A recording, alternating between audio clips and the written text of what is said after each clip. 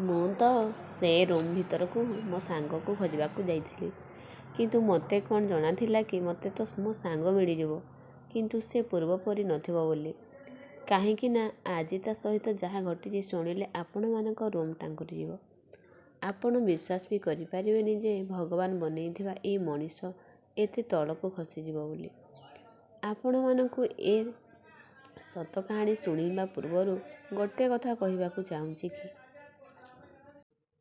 ଏ ସମାଜ ଆଉ ସମାଜ ହେଇକି ନାହିଁ, ଗୋଟେ ଜଙ୍ଗଲ ପାଲଟି ଯାଇଛି। ଆଉ ଏଠି ଯିଏ ଶିକାରୀ ହେଇପାରିବନି ସେ ଶିକାର ପାଲଟିଯିବ। ଆଉ ମୋ ସାଙ୍ଗ ସହିତ ଠିକ୍ ସେଇଆ ହିଁ ହେଲା। ସେ ଶିକାରୀ ତ ହେଇପାରିଲାନି, କିନ୍ତୁ ହଁ ସେ ଶିକାର ପାଲଟିଗଲା। ମୋ ସାଙ୍ଗ ରନା ମାନିଥିଲା। ସେ ଦେଖିବାକୁ ବହୁତ ସୁନ୍ଦର ଥିଲା। ତା'ର ସେ ବଡ଼ ବଡ଼ ଆଖି ଦିଟା ଯାକ ମୋତେ ବହୁତ ଭଲ ଲାଗେ।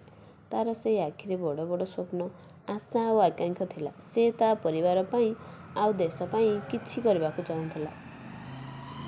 ଆମେ ମେଡ଼ିକାଲ କଲେଜରେ ସାଙ୍ଗ ହେଇ ପଢ଼ୁଥିଲୁ ଡକ୍ଟର ହେବା ପାଇଁ। ଆଉ ଡକ୍ଟର ହେବା ପାଇଁ ସେଦିନ ଆମ ପାଇଁ ସେଦିନ ଥିଲା। ଆଉ ତା'ପରେ ଆମ ଡ୍ୟୁଟି ବି ଆରମ୍ଭ ହେଇଯାଇଥାନ୍ତା। ଗୋଟେ କଥା ଜାଣିଛନ୍ତି, ବହୁତ ଲୋକ ଡକ୍ଟର ହେବାକୁ ଚାହାନ୍ତି। ୟା ପଛରେ ଦିଟା କାରଣ। ସମସ୍ତେ କୁହନ୍ତି ଡକ୍ଟରଙ୍କୁ ବହୁତ ଟଙ୍କା ମିଳେ। ଯଦି ଦିନରେ ଡ୍ୟୁଟି କରନ୍ତି ତାହେଲେ ସନ୍ଧ୍ୟାରେ ବି କ୍ଲିନିକ୍ କରିକି ବସି ପଡ଼ନ୍ତି। ବହୁତ ଭଲ ରୋଜଗାର ହୁଏ। ହାତରେ ଖାଲି ପଇସା ହିଁ ପଇସା। ଗୋଟେ ଦିନରେ 100 ଲୋକକୁ ଡକ୍ଟର ଦେଖିଲେ 20,000 କମେଇ ଦିଅନ୍ତି। ତ ଭାବନ୍ତୁ ମାସକୁ ଗୋଟେ ଡକ୍ଟର ମାନେ କେତେ ରୋଜଗାର କରନ୍ତି। ଆଉ କହିବାକୁ ବି ଭଲ ଲାଗେ କି ମୁଁ ଜଣେ ଡକ୍ଟର ବୋଲି। ଆଉ ମୋତେ ସମସ୍ତଙ୍କର ସେବା କରିବାକୁ ଭଲ ଲାଗେ। ଆଉ ଆମ ମା' ବାପା ବି ଗର୍ବରେ କୁହନ୍ତି କି ମୋ ଝିଅ ଡକ୍ଟର କି ମୋ ପୁଅ ଡକ୍ଟର। ଆଉ ବାହାଘର ପାଇଁ ବି ଶୁଣିବାକୁ ଭଲ ଲାଗେ କି ପୁଅ ଡକ୍ଟର ଅଛି ବା ଝିଅ ଡକ୍ଟର ଅଛି। ଲୋକ ଡକ୍ଟର ନାଁ ଶୁଣିଲେ ସେମାନଙ୍କ ମନରେ ଗୋଟେ ଭଲ ଭାବନା ଆସେ। କିନ୍ତୁ ମୋ ସାଙ୍ଗ ମାନି ମନରେ ଏସବୁ ଭାବନା ନଥିଲା। ସରକାରୀ ହସ୍ପିଟାଲକୁ ବହୁତ ଗରିବ ଲୋକମାନେ ଆସନ୍ତି, ଯେଉଁମାନେ କି ଠିକ୍ ସେ କଥା ବି ହେଇପାରନ୍ତିନି, କିନ୍ତୁ ପ୍ରଶ୍ନ ବହୁତ କରନ୍ତି। କିନ୍ତୁ ମାନି ଏମିତି ସେମିତି ନଥିଲା। ସେ ବହୁତ ଭଲ ଥିଲା। ସେ ସମସ୍ତଙ୍କର ବହୁତ କେୟାର କରୁଥିଲା। ଲୋକ ନାଇଟ୍ ଡ୍ୟୁଟି ନେବା ପାଇଁ ଡରୁଥିଲେ, କିନ୍ତୁ ସେ ଜାଣିଶୁଣି ନାଇଟ୍ ଡ୍ୟୁଟି ନେଉଥିଲା। କହୁଥିଲା କି ଆମେ ଯଦି ନାଇଟ୍ ଡ୍ୟୁଟି ନ ନେବା ତାହେଲେ ରାତିରେ ରୋଗୀମାନଙ୍କୁ ଟ୍ରିଟମେଣ୍ଟ କିଏ ଦେବ। ଆମେ ଯଦି ନାଇଟ୍ ଡ୍ୟୁଟି କରିବା ପାଇଁ ରାଜି ନ ହେଉ ତାହେଲେ ସେ ଆମ ପାଇଁ ନାଇଟ୍ ଡ୍ୟୁଟି ନେଇ ଆମକୁ ବଞ୍ଚାଉଥିଲା। ଆମେ ହସ୍ପିଟାଲରେ ପଢ଼ିବା ସହିତ ଆମକୁ ଟ୍ରେନିଂ ବି ଦିଆଯାଏ। ମେଡ଼ିକାଲ କଲେଜ ସହିତ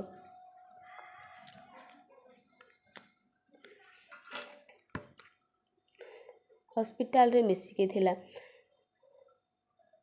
ଆମେ ମେଡ଼ିକାଲ କଲେଜରେ ପଢ଼ି ଆମର ସେଇ ହସ୍ପିଟାଲରେ ଚାକିରି ବି ଲାଗିଯାଇଥିଲା। ମୁଁ ସବୁବେଳେ ମାନିକୁ କୁହେ କି ଏତେ ଭଲ ହେବା କିଛି ଦରକାର ନାହିଁ, ଯେମିତିକି ଇଏ ତୋର ସରଳତାର ଫାଇଦା ଉଠେଇବ। କିନ୍ତୁ ସେ ମୋତେ କୁହେ କି ମୋତେ ଡକ୍ଟର କରିବା ପାଇଁ ମୋ ବୋଉ ତା ସବୁ ଗହଣା ବିକି ଦେଇଛି।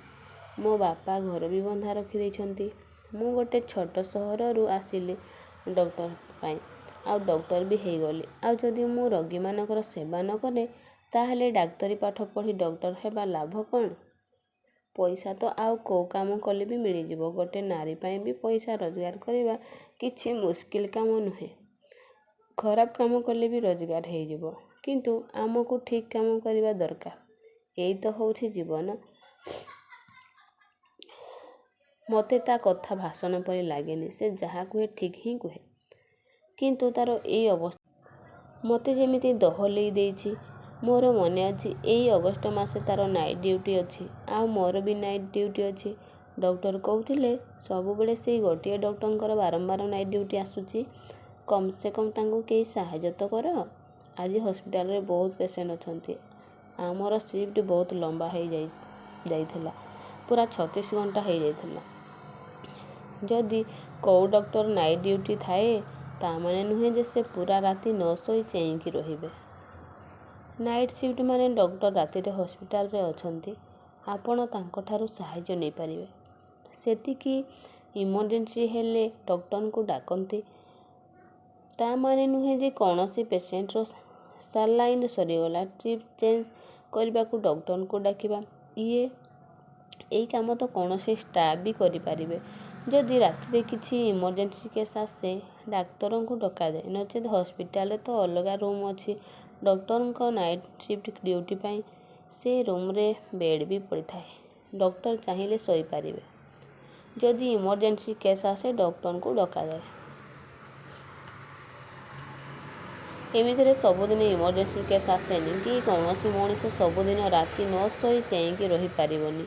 ସେଥିପାଇଁ ସବୁ ହସ୍ପିଟାଲରେ ଏଇ ସୁବିଧା ଅଛି। ମାନି ଦେଖିବାକୁ ବହୁତ ସୁନ୍ଦର ଥିଲା ଆଉ ବହୁତ ଭଲ ମଧ୍ୟ ଥିଲା। ସବୁଠୁ ବଡ଼ କଥା ହେଲା ସେ ସମସ୍ତଙ୍କ ସହିତ ଧୀର ସ୍ୱଭାବରେ କଥା ହୁଏ ଆଉ ତା ମିଠା କଥାରେ ସମସ୍ତଙ୍କୁ ସେ ନିଜର କରିଦିଏ। ରାତି ସାରା ବି ରୋଗୀ ଦେଖି ଦେଖି ପୁରା ଥକି ଯାଇଥିଲୁ। ମୁଁ କହିଲି ମାନି ଚାଲ ଆମେ ଯିବା ଟିକେ ରେଷ୍ଟ କରିବା, ନଚେତ୍ ଆମକୁ ବି ଡକ୍ଟର ଦରକାର ପଡ଼ିବେ। ମୋ କଥା ଶୁଣି ମାନି ଟିକେ ହସିଦେଲା ଆଉ କହିଲା ହଁ ମୁଁ ଆସୁଛି, ତା ପୂର୍ବରୁ ଗୋଟେ ରାଉଣ୍ଡ ମାରିକି ଆସୁଛି। ଯଦି କାହାର କିଛି ଦରକାର ଥିବ, ନହେଲେ ପରେ ଆମକୁ ପୁଣି ଆସି ଡାକିବେ ଆଉ ତାର ନିଦ ବି ଖରାପ ହେବ। ମୁଁ କହିଲି ହଁ ଠିକ୍ କହୁଛୁ, ତୁ ଯା। ତାପରେ ମୁଁ ବେଡ୍ ଉପରେ ଟିକେ ଗଡ଼ି ପଡ଼ିଲି। କିଛି ସମୟ ପରେ ମାନି ବି ଚାଲି ଆସିଲା ଆଉ ପାଖରେ ଗଡ଼ି ପଡ଼ିଲା ଆଉ ଛାତକୁ ଅନେଇ କହିଲା ତୁ ଜାଣିଛୁ ଏ ଦୁଆରେ କେତେ ପ୍ରକାରର ଲୋକ ଅଛନ୍ତି ଯେଉଁମାନେ ବହୁତ ଘୃଣ୍ୟ କାମ କରନ୍ତି। ମୁଁ କହିଲି ତୁ ହଠାତ୍ କାହିଁକି ଏମିତି କହୁଛୁ? ତୋତେ କ'ଣ କିଛି ରହସ୍ୟ କଥା ଜଣାଅଛି? କାହିଁକି ନା ବାହାର ଲୋକଙ୍କ ଠାରୁ ଆମ ହସ୍ପିଟାଲ ବିଷୟରେ ବହୁତ ଓଲଟା ସିଧା କଥା ଶୁଣିବାକୁ ମିଳୁଛି। ମାନି କହିଲା ଏକଥା ତ ମୁଁ ଶୁଣିଛି, କିନ୍ତୁ ମୋତେ ଏ ବିଷୟରେ କିଛି ଜଣା ନାହିଁ। ତାପରେ ସେ କହିଲା ଆମ ଘରେ ମୋ ପାଇଁ ବାହାଘର ଖୋଜିବା ଆରମ୍ଭ କରିସାରିଲେଣି। ମୁଁ କହିଲି ସତ ଏ କଥା ତୁ ତ ମୋତେ କହିନୁ? ସେ କହିଲା ଏବେ ତ କହୁଛି, କାହିଁକି ନା ଗୋଟେ ସପ୍ତାହ ହେବ ଘରେ ଏ କଥା ଚାଲିଛି। ଘରେ କହୁଛନ୍ତି ତୋତେ ଏବେ 31 ବର୍ଷ ହେଇଗଲାଣି ଆଉ ତୁ ଡକ୍ଟର ବି ହେଇଗଲୁଣୁ, ତ ଏବେ ତୋର ବାହାଘର କରିଦେବା। ମୁଁ କହିଲି ମାନି ତୋର ଯଦି ବାହାଘର ଖୋଜା ଚାଲିଛି ତାହେଲେ ତୁ ଡକ୍ଟର ବର୍ମାକୁ ବାହା ହେଇ ଯାଉନୁ, ତୋତେ ସେ ବହୁତ ପସନ୍ଦ କରନ୍ତି। ଦୁଇଜଣ ଯାକ ଡକ୍ଟର ହେଲେ ଦୁହେଁ ଦୁହିଁଙ୍କୁ ଭଲସେ ବୁଝିପାରିବ। ମାନି କହିଲା ନାଇଁ ସେମିତି କିଛି ନାହିଁ ଯେ ଜଣଙ୍କର ପ୍ରଫେସନ ଏକା ହେଲେ ଦୁହେଁ ଦୁହିଁଙ୍କୁ ବୁଝିପାରିବେ। ଦୁଇ ଜଣଙ୍କର ଯଦି ପରସ୍ପର ପ୍ରତି ବୁଝାମଣା ଆଉ ବିଶ୍ୱାସ ଯଦି ଠିକ୍ ରୁହେ ତାହେଲେ ଦାମ୍ପତ୍ୟ ଜୀବନ ଖୁସିରେ ଚାଲେ। ମୁଁ କହିଲି ତୁ ଯାହା କହୁଛୁ ଠିକ୍ ଯେ ହେଲେ ଡକ୍ଟର ବର୍ମା ବହୁତ ଭଲ। ମୋ କଥା ଶୁଣି ମାନି କିଛି କହିଲାନି, ଚୁପ୍ ରହିଲା। ଡକ୍ଟର ବର୍ମା ଆମର ପୁରା ହସ୍ପିଟାଲରେ ଯେତେ ବି ଜେଣ୍ଟସ୍ ଡକ୍ଟର ସମସ୍ତଙ୍କ ଠାରୁ ସୁନ୍ଦର ଆଉ ହ୍ୟାଣ୍ଡସମ୍। ତାଙ୍କୁ ଯୋଉ ଝିଅ ଦେଖିବ ଆଖି ଫେରେଇ ପାରିବନି। ଏମିତି କଥାବାର୍ତ୍ତା ହଉ ହଉ ମୋତେ ନିଦ ଲାଗିଯାଇଛି ଆଉ 2 ଘଣ୍ଟା ପରେ ଯେତେବେଳେ ମୋ ଆଖି ଖୋଲିଲା ମାନି ମୋ ପାଖରେ ନଥିଲା। ମୁଁ ଭାବିଲି ବୋଧେ କିଛି ଇମର୍ଜେନ୍ସି ଅଛି, ସେଥିପାଇଁ ସେ ଚାଲିଯାଇଛି। ତାପରେ ମୁଁ ରୁମ୍ ବାହାରକୁ ଆସିଲି ଆଉ ଚାରିଆଡ଼କୁ ଚାହିଁଲି। ମୋତେ କୋଉଠି ବି ମାନି ଦେଖାଗଲାନି। ମୁଁ ଭାବିଲି ବୋଧେ ଆଉ କୋଉ ପଟକୁ ଚାଲିଯାଇଛି, କାହିଁକି ନା ହସ୍ପିଟାଲ ବହୁତ ବଡ଼ ଥିଲା। ବୋଧେ ହୁଏ କିଛି ଜିନିଷ ସରିଯାଇଛି ଆଣିବା ପାଇଁ, ନଚେତ୍ କୋଉ ଇମର୍ଜେନ୍ସି ପେସେଣ୍ଟ ଆସିଛି ବୋଧେ। ପ୍ରାୟ ସକାଳ ହେଇ ଆସୁଥାଏ। ମୁଁ ଦେଖିଲି ପାଖ ରୁମ୍ର କବାଟ ଖୋଲା ଅଛି। ଏଇ ରୁମ୍ ବି ଆମ ଡକ୍ଟରମାନଙ୍କ ରେଷ୍ଟ ପାଇଁ ହିଁ ଅଛି। ମୁଁ ଭାବିଲି ଏଇ ରୁମ୍ କବାଟ କାହିଁକି ଖୋଲା ଅଛି, ମୁଁ ଯାଉଛି ବନ୍ଦ କରିଦେବି। କାହିଁକି ନା ଏଇ ରୁମ୍ରୁ ବାହାରକୁ ଯିବାର ରାସ୍ତା କଲେକ୍ସନ୍ ଅଛି। ଏମିତିରେ ବି ଏଇ ରୁମ୍ରେ କିଛି ଲୁହା ଜିନିଷ ବି ଅଛି। ଏମିତି ନ ହେଉ ବାହାର ପଟୁ ଆସିକି କିଏ କିଛି ଲୁହା ଜିନିଷ ଉଠେଇକି ନେଇକି ଯାଉ। ଏମିତିରେ ବି ଏପଟ ପୁରା ଏରିଆରେ ସିସିଟିଭି କ୍ୟାମେରା ଗୋଟେ ମାସ ହେବ ଖରାପ ହେଇକି ଯାଇଛି। ତାପରେ ମୁଁ ଯାଇ ଯେତେବେଳେ ସେ ରୁମ୍ କବାଟ ବନ୍ଦ କଲି, ସାମ୍ନାର ଦୃଶ୍ୟ ଦେଖି ମୋ ହାତ ପାଦ କମ୍ପିଲା ଆଉ ମୋ ଦେହରେ ଯେତେ ବଳ ଥିଲା ଜୋରସେ ଚିଲେଇବାକୁ ଲାଗିଲି। ମୋ ଚିଲେଇବା ଶବ୍ଦ ଶୁଣି ପାଖାପାଖି ଯେତେ ଷ୍ଟାଫ୍ ଥିଲେ ସମସ୍ତେ ମୋ ପାଖକୁ ଦୌଡ଼ିକି ଆସିଲେ ଆଉ ସେମାନେ ବି ସାମ୍ନାର ଦୃଶ୍ୟ ଦେଖି ନିଜକୁ ସମ୍ଭାଳି ପାରିଲେନି ଆଉ ମୋତେ ସେଠୁ ନେଇଗଲେ। ମୁଁ ସେମାନଙ୍କ ହାତ ଛାଡ଼ି ମାନି ପାଖକୁ ଦୌଡ଼ି ଆସିଲି ଆଉ ପାଗଳି ପରି ଚିତ୍କାର କଲି। କହିଲି ମାନି ଉଠ, ମାନି ଉଠ। ମୁଁ ଜାଣିନି ସେ ମରିଛି କି ବଞ୍ଚିଛି, କିନ୍ତୁ ମୁଁ ତ ତାର ସେ ଅବସ୍ଥା ଦେଖିକି ଯେମିତି ପାଗଳି ହେଇଯାଇଥିଲି। ମୁଁ ଜଣେ ଡକ୍ଟର, ମୋ ସାଙ୍ଗମାନର କ'ଣ ହେଇଛି ଏମାନେ ମୋତେ ଦେଖିବାକୁ ବି ଦେଲେନି। ମୋତେ ସେଠୁ ବହୁତ ଦୂରକୁ ନେଇଗଲେ। ଆଉ ମୁଁ ଯେତେ ବି ଚେଷ୍ଟା କଲି ମାନି ପାଖକୁ ଯାଇ ପଚାରିଲିନି। ସେହି ସମୟରେ ମୋ ମୁଣ୍ଡ ବୁଲେଇ ଦେଲା ଆଉ ମୋତେ ଚାରିଆଡ଼ ଅନ୍ଧାର ଦେଖାଗଲା। ମୁଁ ମୋ ସାଙ୍ଗେ ସାଙ୍ଗେ ବେହୋସ ହେଇ ତଳେ ପଡ଼ିଗଲି। ଆଉ ଯେତେବେଳେ ମୋର ହୋସ୍ ଆସିଲା, ହସ୍ପିଟାଲ ଚାରିଆଡ଼େ ଦେଖିଲି, କିନ୍ତୁ ମାନି ମୋତେ କେଉଁଠି ବି କେଉଁ ପେସେଣ୍ଟକୁ ଇଞ୍ଜେକ୍ସନ୍ ଦେବାର ଦେଖାଯାଉ ନଥିଲା କି କାହା ଘାଆରେ ମଲମ ଲଗେଇବାର ଦେଖାଯାଉ ନଥିଲା, କାହିଁକି ନା ମାନି ଆଉ ଏ ଦୁନିଆରେ ନଥିଲା।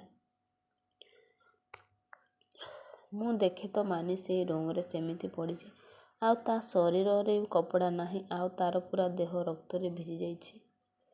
ମୋତେ ସେଠି ଡକ୍ଟରମାନେ ତା ପାଖକୁ ଯିବାକୁ ଦେଲେନି। ଆଉ ମୋତେ କୁହାଗଲା କି ତୁ ଏକଥା ଠାରୁ ଦୂରେଇକି ରହ, ନଚେତ୍ ତୋତେ ଚାକିରିରୁ ବାହାର କରିଦିଆଯିବ।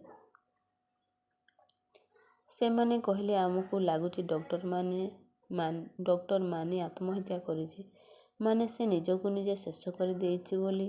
କିନ୍ତୁ ଏ କେମିତି ସମ୍ଭବ ହୋଇପାରିବ? ସେ ବହୁତ ଷ୍ଟ୍ରଙ୍ଗ, ସେ ତା ଜୀବନକୁ ବହୁତ ଏନ୍ଜୟ କରିକି ବଞ୍ଚେ ନା, ସେ କେବେ ହେଲେ ଏମିତି କରିପାରିବନି। ସେ କାଲି ରାତିରେ ମୋତେ କହୁଥିଲା କି ମୋର ବାହାଘର ହେବ, ସେଥିପାଇଁ ବି ସେ ବହୁତ ଖୁସି ଜଣାପଡ଼ୁଥିଲା। ତାହେଲେ ସେ କାହିଁକି ଏମିତି କରିବ? ଯଦି ସେ ଆତ୍ମହତ୍ୟା କରିଛି, ତାହେଲେ ତା ଶରୀରର ଏମିତି ଅବସ୍ଥା କେମିତି ହେଲା? କିନ୍ତୁ କିଛି ସମୟ ପରେ ଗୋଟେ ଖବର ପୁରା ହସ୍ପିଟାଲରେ ଖେଳିଗଲା ଆଉ ଆସି ମୋ କାନରେ ମଧ୍ୟ ପଡ଼ିଲା କି ଡକ୍ଟର ମାନି ସହିତ ବହୁତ ଖରାପ କାମ ହେଇଛି।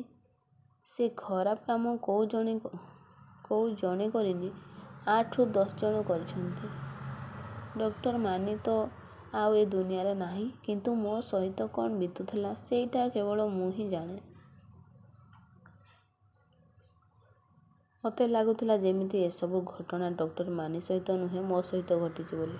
ମୋତେ ହସ୍ପିଟାଲରେ କିଛି ଲୋକ ପାଖକୁ ଡାକିଲେ ଆଉ କହିଲେ କି ତମେ ତମ ମୁହଁକୁ ବନ୍ଦ ରଖିବ, ଯେମିତି ତମେ କିଛି ଦେଖିନ କି ଡକ୍ଟର ମାନି ବିଷୟରେ କିଛି ଜାଣିନ। ଯଦି ତମେ କାହାକୁ ବି କିଛି କୁହ, ତାହେଲେ ହସ୍ପିଟାଲର ବଦନାମ ହେଇଯିବ। ନା ଏଠିକି କେହି ପଢ଼ିବାକୁ ଆସିବେ, ନା କେହି ଡକ୍ଟର ହେବାକୁ।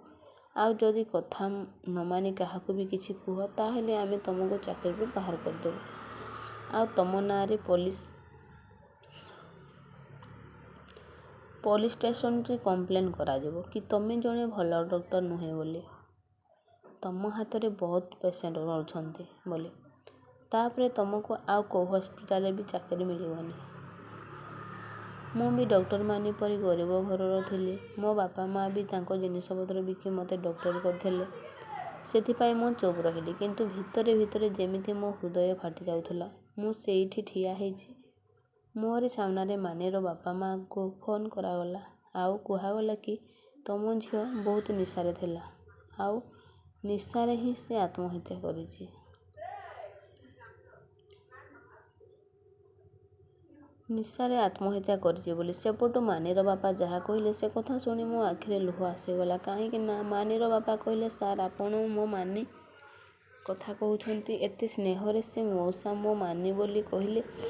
ସେ କଥା ଶୁଣି ମୋ ଆଖିରେ ଲୁହ ଆସିଗଲା। ସାର୍ କହିଲେ, ହଁ ମୁଁ ଆପଣଙ୍କ ଝିଅ କଥା କହୁଛି। ସେ ଆତ୍ମହତ୍ୟା କରିଛି। ଲାଗୁଛି ବୋଧେ ସେ କୋଉ ପୁଅକୁ ଭଲ ପାଉଥିଲା, ଆଉ ସେ ତାରି ପାଇଁ ଏମିତି ସବୁ କରିଛି।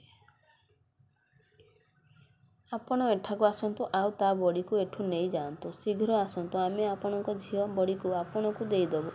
ଅଧିକ ସମୟ ହେଲେ ପୁଣି ପୁଲିସ କେସ୍ ହେଇଯିବ। ମୁଁ ତ ଭାବି ପାରୁନି ମାନି ବାପା ମା'ଙ୍କ ଅବସ୍ଥା ଏବେ କେମିତି ଥିବ। ସେ ଘରୁ କେମିତି କୋଉ ପରିସ୍ଥିତିରେ ଏଠିକି ଆସୁଥିବେ। ସେମାନଙ୍କ ଉପରେ ଏବେ କ'ଣ ବିତୁଥିବ। ସେମାନେ ତାଙ୍କ ଝିଅର ମରିବା ଖବର କେବେ ବି ବିଶ୍ୱାସ କରିପାରୁନଥିବେ। ମୋତେ ଲାଗୁଛି ସେମାନେ ଏବେ ବି ତାଙ୍କ ଝିଅ ଫୋନ୍କୁ ଫୋନ୍ କରୁଥିବେ, ଆଉ ତାଙ୍କ ଝିଅ ନମ୍ବର ସୁଇଚ୍ ଅଫ୍ କହୁଥିବ। କିଛି ସମୟ ପରେ ସେମାନେ ହସ୍ପିଟାଲରେ ଆସି ପହଞ୍ଚିଲେ, କିନ୍ତୁ ସେମାନଙ୍କୁ ବଡ଼ି ଦେବାକୁ ହସ୍ପିଟାଲବାଲା ମନା କରିଦେଲେ। ମାନିର ବାପା ମା'ଙ୍କୁ ବୟସ ହୋଇଯାଇଥିଲା। ସେମାନଙ୍କ ଅବସ୍ଥା ତାଙ୍କ ଝିଅ ମରିବା କଥା ଶୁଣି ଏତେ ଖରାପ ହୋଇଯାଇଥିଲା ଯେ ଶତ୍ରୁ ବି ଦେଖିଲେ ସହିପାରିବନି। ବାପା ମା ଦୁଇଜଣ ଯାକ ହସ୍ପିଟାଲରେ ବାହାରେ ମୁଣ୍ଡ ବାଡ଼େଇ କାନ୍ଦୁଥାନ୍ତି। ମାନି ତା ବାପା ମା ତାଙ୍କର ଗୋଟିଏ ବୋଲି ଝିଅ ଆଉ 2 ଭାଇ। ସେଥିପାଇଁ ମାନି ବହୁତ ଗେଲ ବସରରେ ବଡ଼ ହେଇଛି। କିନ୍ତୁ କିଛି ଲୋକ ଏସବୁ ଦେଖି ଯେମିତି ନ ଦେଖିଲା ପରି ହେଉଥିଲେ। ମୋତେ ମାନିର ବାପା ମା ବହୁତ ଭଲ ଭାବେ ଚିହ୍ନିଛନ୍ତି। ମୋତେ ଦେଖି ମାନି ବିଷୟରେ ସବୁ କଥା ପଚାରିଲେ। ମୁଁ ବି ସବୁ ସତ କଥା କହିଦେଲି। ଆଉ ଏକଥା କହିଲି କି ମୋତେ ଧମକ ଦିଆଯାଇଛି ଚୁପ୍ ରହିବାକୁ, ନହେଲେ ସେମାନେ ମୋତେ ଚାକିରିରୁ ବାହାର କରିଦେବେ। ଆଉ ଏମିତି ବାହାର କରିବେ ଯେମିତି ଆଉ କେଉଁଠି ବି ମୁଁ ମୋ ଜୀବନ ସାରା ଚାକିରି କରିପାରିବିନି। ମାନିର ବାପା ମା କହିଲେ, ଆମେ ପୋଲିସ ଷ୍ଟେସନରେ FIR ଦେବୁ, କିନ୍ତୁ ତୋ ନାଁ କହିବୁନି। ପୁରା 3 ଘଣ୍ଟା ଅପେକ୍ଷା କରିବା ପରେ ମାନିର ଡେଡ୍ ବଡି ତା ବାପା ମାଙ୍କୁ ଦିଆଗଲା। ପୋଷ୍ଟମର୍ଟମ ବି ହେଇଯାଇଥିଲା। ପୋଷ୍ଟମର୍ଟମ ରିପୋର୍ଟରେ କିଛି ଏମିତି ଲେଖା ହେଇଥିଲା, ଶୁଣିଲେ ଆଖିରେ ଲୁହ ରହିବନି। ତାପରେ ମୁଁ ମୋ ଘରକୁ ଚାଲି ଆସିଲି। ମୋତେ ବି ବହୁତ ମୁସ୍କିଲରେ ଛାଡ଼ିଲେ। ଆଉ ବାରମ୍ବାର ମୋତେ କୁହାଯାଉଥିଲା କି କାହାକୁ କିଛି ନ କହିବା ପାଇଁ। ଆଉ ମୋ ଠାରୁ ହସ୍ପିଟାଲରେ ଯେଉଁ ଫାଇନାଲ ରିପୋର୍ଟ ଲେଖିଥିଲେ ସେଥିରେ ଲେଖାଯାଇଥିଲା କି ମୋତେ ଏ ବିଷୟରେ କିଛି ଜଣା ନାହିଁ ବୋଲି। କିନ୍ତୁ ମାନି ସହିବା ପୂର୍ବରୁ ମୋତେ କହିଥିଲା କି ମୁଁ ତ ଆତ୍ମହତ୍ୟା କରିବି ବୋଲି। ମୁଁ ତାକୁ ପଚାରିଲି, ତୁ ଏମିତି କାହିଁକି କହୁଛୁ? କିନ୍ତୁ ସେ କିଛି କହିଲେନି। ଆଉ ଯେତେବେଳେ ମୁଁ ସକାଳେ ଶୋଇକି ଉଠିଲି ସେତେବେଳକୁ ସେ ଆତ୍ମହତ୍ୟା କରିଦେଇଥିଲା। ଆଉ ମୁଁ ତାକୁ ଏମିତି ଅବସ୍ଥାରେ ଦେଖିଲି। ଏମିତି କଥା ମୋ ଦ୍ୱାରା ସେମାନେ ଲେଖେଇ ବନେଇଥିଲେ। ମୁଁ ବି ମୋ ବାପା ମାଆଙ୍କର ଗୋଟିଏ ବୋଲି ଝିଅ। ମୋ ଉପରେ ଯେମିତି 2ଟା ବୋଝ ଥିଲା। ପ୍ରଥମତଃ ମୁଁ ସାଙ୍ଗକୁ ସବୁଦିନ ପାଇଁ ହରେଇ ଦେଲି। ଦ୍ୱିତୀୟରେ ମୁଁ ତା ପାଇଁ କିଛି ବି କରିପାରିଲିନି। ଆଉ ମୋ ବୟାନ ବି ବଦଳେଇ ଦେବାକୁ ପଡ଼ିଲା। କିନ୍ତୁ ସନ୍ଧ୍ୟାରେ ମୁଁ ଦେଖିଲି କି ମାନି ପାଇଁ ପୁରା ସହର ଉଠି ଆସିଥିଲା। ଆଉ ସବୁ କଥା ବାହାରକୁ ଚାଲି ଆସିଥିଲା। ଏମିତି କି ଫଟୋ ଆଉ ଭିଡ଼ିଓ ସୋସିଆଲ ମିଡ଼ିଆରେ ଘୁରି ବୁଲୁଥିଲା। ମାନି ତ ଆଉ ଏ ଦୁନିଆରେ ନାହିଁ, କିନ୍ତୁ ତାକୁ ନ୍ୟାୟ ଦେବା ପାଇଁ ସବୁ ଲୋକ ସଡ଼କ ଉପରକୁ ଉଠି ଆସିଥିଲେ। କୁହାଯାଉଥିଲା କି ରାତିରେ ମାନି ପାଖକୁ କିଛି ଲୋକ ଚାଲି ଆସିଲେ ଆଉ ତା ସହିତ କିଛି ଭୁଲ ବୁଝାମଣା ହେଇଗଲା। କିନ୍ତୁ କାହିଁକି କେଜାଣି ଏକଥା ମୋ ମନ ଗ୍ରହଣ କରୁନଥିଲା। କାହିଁକି ନା ମାନିକୁ ଦେଖିଲେ ଲାଗୁଥିଲା ଯେମିତି କେହି ଶତ୍ରୁତାର ଠାରୁ ପ୍ରତିଶୋଧ ନେଇଛି। କିନ୍ତୁ ମୁଁ ଜାଣିବାରେ ତାର ତ ସେମିତି କେହି ଶତ୍ରୁ ହସ୍ପିଟାଲ ନଥିଲେ। ତାହେଲେ ଏସବୁ କ'ଣ? ମାନି ପାଇଁ ପୁରା ସହର ଜଳୁଥିଲା। ପରେ ସାମ୍ନାକୁ ସବୁ ଏମିତି ରିପୋର୍ଟ ଆସୁଥିଲା ଯାହାକୁ ଶୁଣି ମୁଁ ପୁରା ଆଶ୍ଚର୍ଯ୍ୟ ହେଇଯାଇଥିଲି। ଆମର ହସ୍ପିଟାଲର ପ୍ରିନ୍ସିପାଲ କହୁଥିଲେ କି ମାନି ଆତ୍ମହତ୍ୟା କରିଛି ବୋଲି। ବୋଧ ହୁଏ ତା ଜୀବନ କିଛି ଚାଲିଥିଲା ସେଥିପାଇଁ। କିନ୍ତୁ ତାର ଗୋଟେ ମସ୍ତ ବଡ଼ ଭୁଲ ହେଲା, ସେ ଆମ ହସ୍ପିଟାଲରେ ଆତ୍ମହତ୍ୟା କରିକି ଆମକୁ ଫସେଇ ଦେଲା। ପ୍ରିନ୍ସିପାଲକୁ ଆମ ହସ୍ପିଟାଲର ଇଜ୍ଜତ ବିଷୟରେ ଚିନ୍ତା ହେଉଥିଲା, କିନ୍ତୁ ମାନି ବିଷୟରେ ନୁହେଁ। ସେ କହୁଥିଲେ କି ସେ ଆତ୍ମହତ୍ୟା ତା ନିଜ ଇଚ୍ଛାରେ କରିଛି। ସେଇଟା ତା ବ୍ୟକ୍ତିଗତ କଥା। ଏଥିପାଇଁ ଆମ ହସ୍ପିଟାଲକୁ କେହି ବି ବଦନାମ କରନି। କିନ୍ତୁ ପୋଷ୍ଟମର୍ଟମ ରିପୋର୍ଟ ସଫା ଲେଖା ହେଇଥିଲା ଏ କେସ୍ ଆତ୍ମହତ୍ୟା ନୁହେଁ ବୋଲି। ଲୋକ ଏ ଘଟଣାରେ ଏତେ ମାତ୍ରାରେ ରାଗି ଯାଇଥିଲେ ଯେ କହୁଥିଲେ କି ଏ କେସ୍ ଯଦି ପୋଲିସ ଘଟଣା କି ହସ୍ପିଟାଲର ଘଟଣା ନ ହେଇଥାନ୍ତା ତାହେଲେ ଦୋଷୀକୁ ଏମିତି ଦଣ୍ଡ ଦେଇଥାନ୍ତେ ଯେ ଜୀବନ ସାରା କେହି ବି ଗୋଟେ ନାରୀକୁ ଖରାପ ଦୃଷ୍ଟିରେ ଚାହିଁ ଦେବେନି।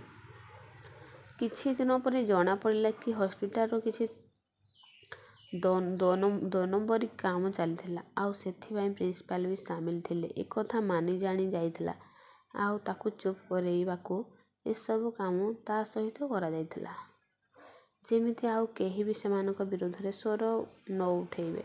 ସେଥିପାଇଁ ତାକୁ ଏତେ କଷ୍ଟଦାୟକ ମରଣ ଦେଇଥିଲା ଯେ ଯିଏ ବି ତାକୁ ଦେଖିବ ହସ୍ପିଟାଲ ବିଷୟରେ କିଛି କହିବା ତ ଦୂର କଥା, କିଛି ଭାବି ପାରିବନି। କାହିଁକି ନା ତା ମନରେ ଏ ଡର ପଶିଯିବ ଯେ ଏମାନଙ୍କ ବିରୋଧରେ ଯିଏ ବି କିଛି କହିବ ତାର ଏମିତି ହାଲତ ହବ। ଏକଥାକୁ 10-15 ଦିନ ହେଇଗଲାଣି। ଏବେ ବି ଆମେ ମାନି ପାଇଁ ନ୍ୟାୟ ମାଗୁଛୁ। ଜଣା ନାହିଁ କେତେ ଜଣ ଆମ ସହିତ ସାମିଲ ହେଉଛନ୍ତି। ମୁଁ ତ ଭାବୁଥିଲି କି ମଣିଷ ପାଖରେ ଆଉ ମଣିଷପଣିଆ ନାହିଁ ବୋଲି। କିନ୍ତୁ ନା, କେବଳ ଆମ ଦେଶ ନୁହେଁ, ଆମର ପଡ଼ୋଶୀ ଦେଶ ଲୋକ ମାନେ ମଧ୍ୟ ମାନି ପାଇଁ ନ୍ୟାୟ ମାଗୁଛନ୍ତି। ମୋ ହୃଦୟରେ ବି ଏଇ ଗୋଟେ ବୋଝ। ସେଥିପାଇଁ ଏଇ କଥାକୁ ମୁଁ କାହାଣୀ ମାଧ୍ୟମରେ ଆପଣମାନଙ୍କ ପାଖରେ ପହଞ୍ଚଉଛି, ଯେମିତି ସବୁ ଲୋକଙ୍କୁ ସତ ଘଟଣାଟା ଜଣାପଡ଼ିବ ଆଉ ମାନିକୁ ନ୍ୟାୟ ଦେବାକୁ ସମସ୍ତେ ଚେଷ୍ଟା କରିବେ। ମାନି ଗୋଟେ ଛୋଟ ଗରିବ ପରିବାରରେ ଜନ୍ମ ହେଇଥିଲା। ଯେଉଁଠୁ ଗୋଟେ ଝିଅ ପ୍ରତି ମୁହୂର୍ତ୍ତରେ ସଂଘର୍ଷ କରି ଡକ୍ଟର ହେଇଥିଲା, ଯେଉଁଟା ଆଦୌ ବି ସାମାନ୍ୟ କଥା ନୁହେଁ। ସେଥିପାଇଁ ତାକୁ ବହୁତ କଷ୍ଟ କରିବାକୁ ପଡ଼ୁଛି। ଡକ୍ଟର ହେବା ବହୁତ ବଡ଼ କଥା। କିଛି ଡକ୍ଟର ଆଦୌ ଭଲ ନୁହେଁ। ପେସେଣ୍ଟ ସହିତ ଠିକ୍ ବ୍ୟବହାର କରନ୍ତିନି କି ପେସେଣ୍ଟ ସହିତ ଆସିଥିବା ଲୋକ ସହିତ ବି ଠିକ୍ ବ୍ୟବହାର କରନ୍ତି ନଥାନ୍ତି। ଥରେ ହେଲେ ଭାବନ୍ତିନି କି ସେ ପେସେଣ୍ଟର ନିଜର, ସେଥିପାଇଁ ସେ ଆସିଛି। ପେସେଣ୍ଟକୁ ଯେତିକି କଷ୍ଟ ହୁଏ ତା'ଠାରୁ ଅଧିକ କଷ୍ଟ ତା ପାଖରେ ଥିବା ନିଜ ଲୋକଙ୍କୁ ହୁଏ ବୋଲି। କିନ୍ତୁ କିଛି ଡକ୍ଟର ସେମାନଙ୍କୁ ଗୁଡ଼ାଏ କଥା ଶୁଣେଇ ଦିଅନ୍ତି। ଏମିତି ଆମମାନଙ୍କ ସହିତ କେଉଁଠି ନ କେଉଁଠି ନିଶ୍ଚିତ ଘଟିଛି। କିନ୍ତୁ ମାନି ସେମାନଙ୍କଠାରୁ ପୁରା ଅଲଗା। ସେ ବହୁତ ଭଲ। ସେ କେବଳ ଡକ୍ଟର ନଥିଲା, ସେ ସବୁ ମଣିଷମାନଙ୍କୁ ବହୁତ ଭଲ ପାଉଥିଲା। ଜଣେ ପେସେଣ୍ଟ ତାକୁ ଯଦି 10 ଥର ବି କୌଣସି କଥା ପଚାରେ ତଥାପି ସେ ରାଗେନି। ତା'ର ସ୍ୱଭାବ ଏତେ ଭଲ ଥିଲା। ଆମେମାନେ ଗୋଟେ ଭଲ ଡକ୍ଟର ନୁହେଁ, ଭଲ ମଣିଷକୁ ବି ହରେଇ ଦେଲେ। ବୋଧହୁଏ ଭଲ ମଣିଷମାନଙ୍କୁ ଭଗବାନ ଶୀଘ୍ର ତାଙ୍କ ପାଖକୁ ନେଇଯାଆନ୍ତି। କିନ୍ତୁ ସେ ଆମକୁ ଜଣେଇ ଦେଇଗଲା ଯେ ଏ ଦୁନିଆରେ କେତେ କେତେ ଖରାପ ଲୋକ ଅଛନ୍ତି ବୋଲି, ଆଉ ଏଠି କୌଣସି ନାରୀ ସୁରକ୍ଷିତ ନୁହେଁ ବୋଲି। ଆପଣମାନେ କୁହନ୍ତୁ, ଆଉ କେତେ ଦିନ ଲାଗିବ ମାନିକୁ ନ୍ୟାୟ ଦେବା ପାଇଁ? ନା ଆଉ କିଛି ଦିନ ପରେ ଏସବୁ ଥମିଯିବ? କ'ଣ ସତରେ ମାନିକୁ ନ୍ୟାୟ ମିଳିବ? ଆପଣ ମତାମତ କମେଣ୍ଟ ବକ୍ସରେ ନିଶ୍ଚୟ ଜଣାଇବେ। ରହୁଛି। ଧନ୍ୟବାଦ। ଜୟ ଜଗନ୍ନାଥ।